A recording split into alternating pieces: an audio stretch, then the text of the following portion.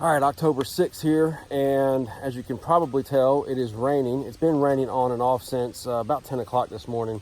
So I actually elected not to hunt, and the reason why is I want to get back on this other property and move a stand, do some work, put out some cameras, different things like that.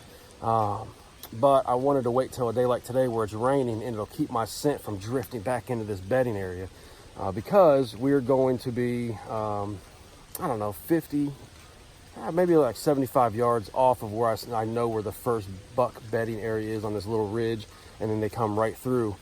But the reason why I stopped here is because on my way back, I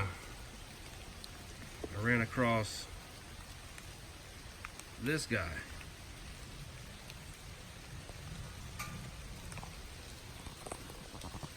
I don't care how many times I run into him. I don't care how many times I see him. I'm back here all the time. I run into snakes all the time. Never gets easier. We're pretty sure that's just an old black snake or cow snake. I don't know. It's got some weird markings on its back. I'm not a snake expert. You would think as bad as I hate snakes that I would be. But it looks like it has a narrow head. I don't think that's a poisonous snake. But nonetheless, I don't care. I'm not going to kill it. It's going to let it go on its way now that it's moving out of my trail. But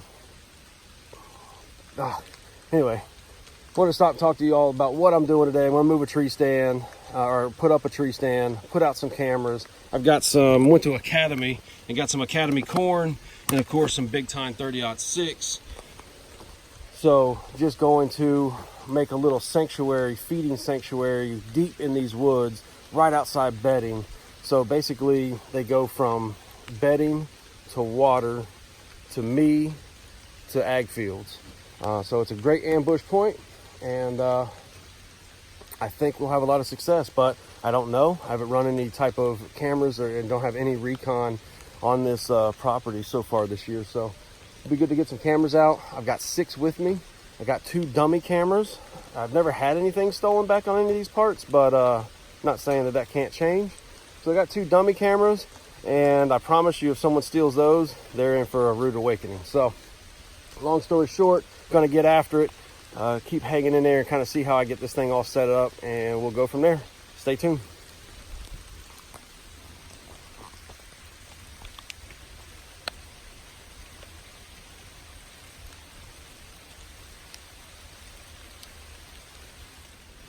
So you know the worst part about seeing a snake when you're in the woods is that's all you can think about. So like I'm just walking along here, and I swear every stick, every twig, everything looks like a snake. So as you can see, I got that tree stand dropped. The rain keeps coming and going. Got it all broke down, got all my straps, got my easy hanger. That's some advice I want to give, because I can't tell you how many times I've dropped the tree stand, especially a ladder stand, and I look back up there just to see an easy hanger or something else that I've hung in the tree that I forgot to get out before I pulled that last strap off. So when you're changing out tree stands, especially ones that have been there a while, make sure you're checking that you've got all your equipment out of the tree before you drop the stand. So it's about a 250 yard hike from where I'm at now to the new tree that I want to set up in. So I've got the tree stand all broke down into parts, and it's going to take a few trips, but I'm going to get this thing hauled over there and start getting it all set up. Stay tuned.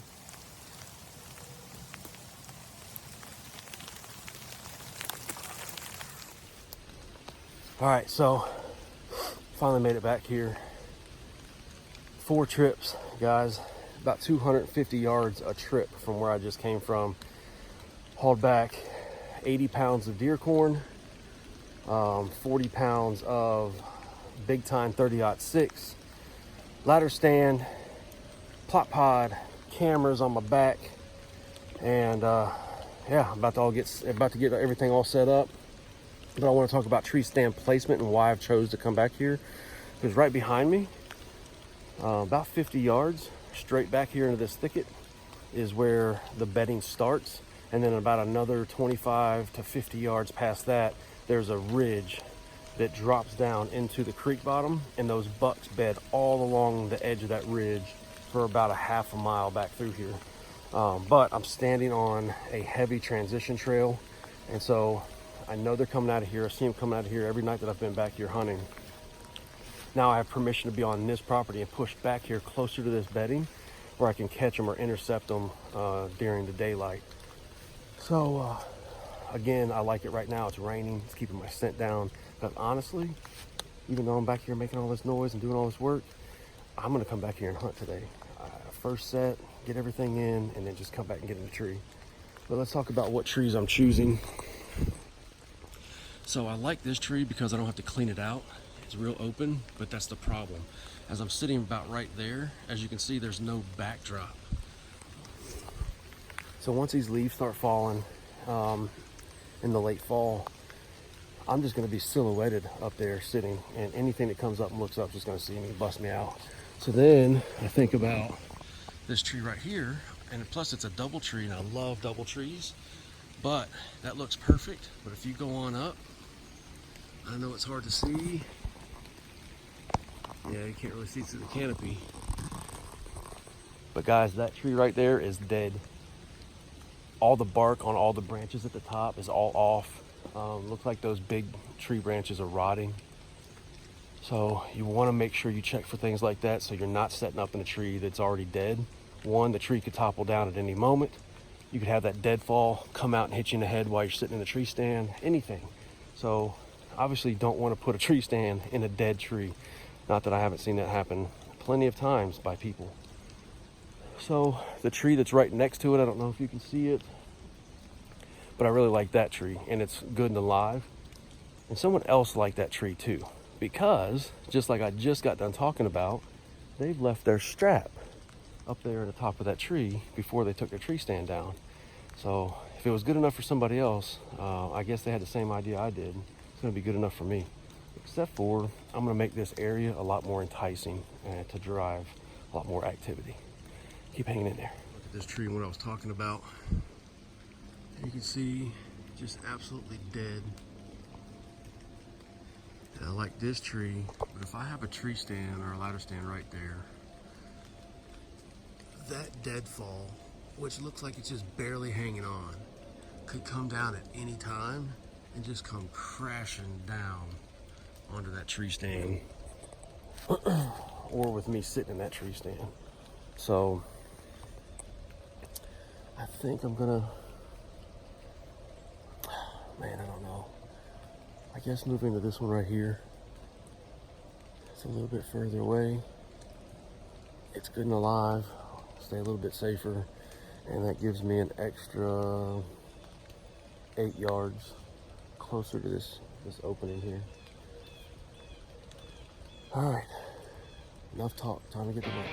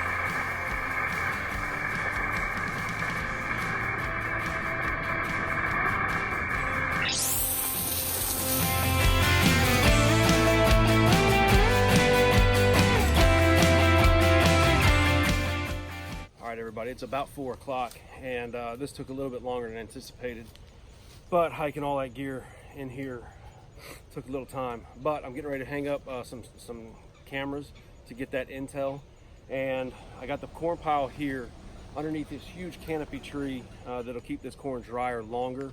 But as you can see, that's the tree I want to hang my camera from to get my intel.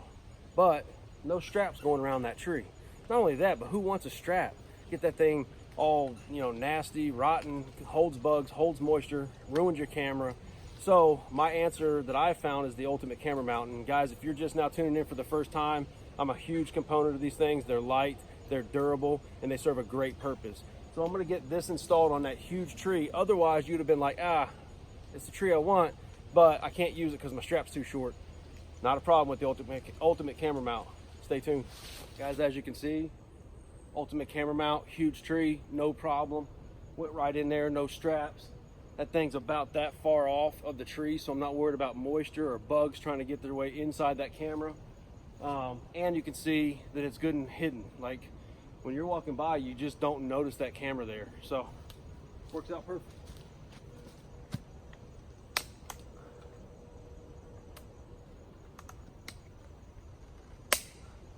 All right, everybody, so hopefully you can see this branch here behind me. Low hanging branch, down here to about, I don't know, right at 5 foot.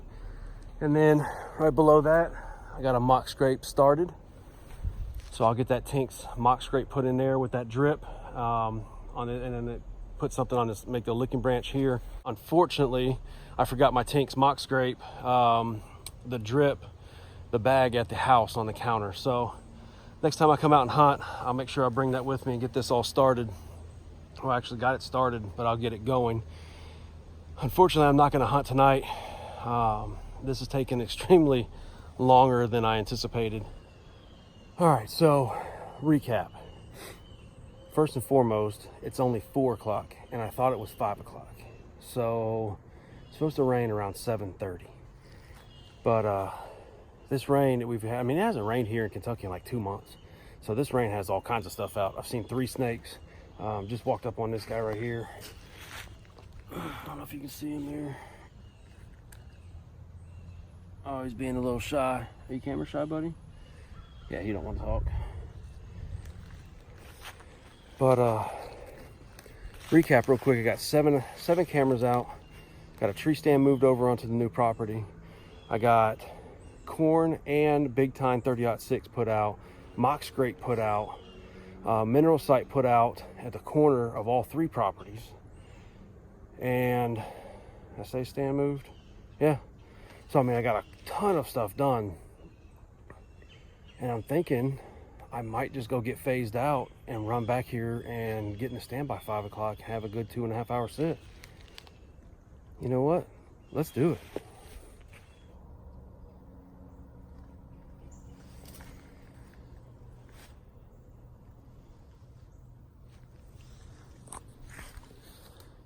So I got the Tinks scrape starter on there, and the cool thing about that dispenser, it will only drip during legal shooting hours, during hunting time. So we'll let that run. When that's empty, we'll put the pre-rut finisher in that bottle and really juice this scrape up.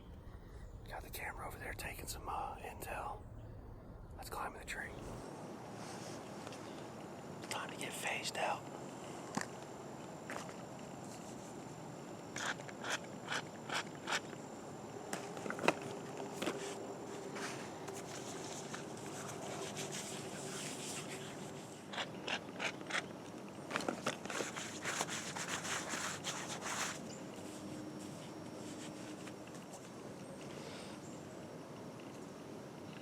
It works.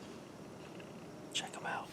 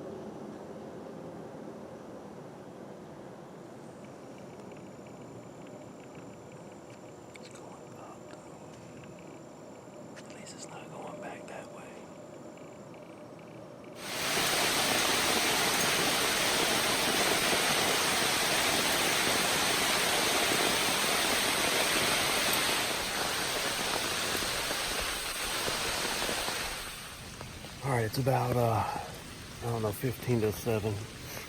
And this rain is finally letting up a little bit. It's kind of come and went, but we are getting ready to get slammed.